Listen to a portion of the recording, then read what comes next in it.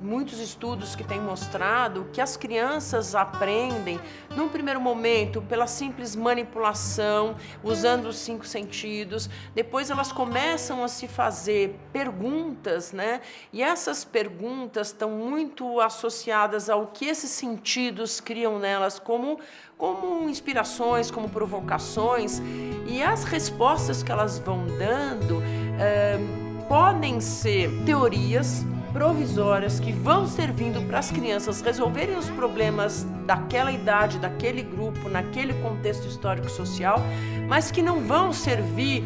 em outras situações na medida que elas vão crescendo. Então, a possibilidade de entender que existe uma evolução no próprio pensamento das crianças e que esse seu próprio pensamento se relaciona com o pensamento do homem, e nesse ponto irem ampliando por meio de uma escrita espontânea, de um desenho espontâneo, de uma dança espontânea, de uma exploração espontânea, de uma vontade de mexer e não ter medo de se lambuzar de tinta, perder o medo de pisar na lama, de ter vontade de mexer na minhoca, no besourinho, até talvez no passarinho,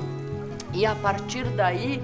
ampliando suas capacidades investigativas, né, que vão sendo sim nutridas pelo que o homem já descobriu, né, e portanto aprender a ir nas fontes, aprender a ler, a escrever, a contar, a elaborar um problema, a desenhar,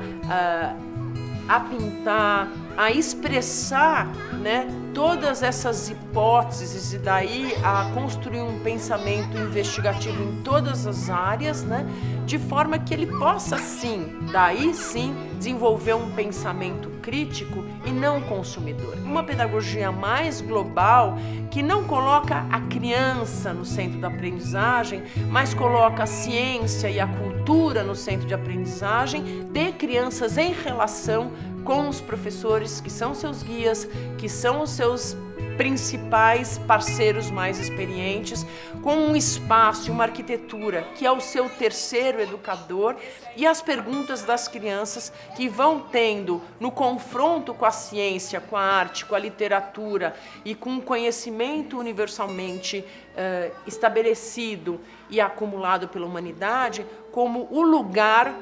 de criar perguntas, se relacionando com parceiros mais experientes, quando elas brincam com crianças que podem ajudá-las a fazer perguntas mais interessantes em como faz para ser rei ou ser rainha usando uma coroa de flores ou um pedaço de madeira, que isso criava nas crianças o que eles chamavam de zona de desenvolvimento potencial, ou seja, que colocava as crianças num lugar de aprendizagem, de competências elaboradas muito mais avançadas do que se elas fizessem tudo isso sozinhas. Está na base também da nossa pedagogia da investigação, que é a ideia de que se aprende quando se tem consciência do que se aprendeu, quando se é capaz de voltar para o passado e pensar, olha só como eu desenhava, olha só como eu escrevia, esse jeito que eu desenhava era igual ao artista plástico fulano de tal, esse jeito que eu escrevia era igual aos homens das cavernas,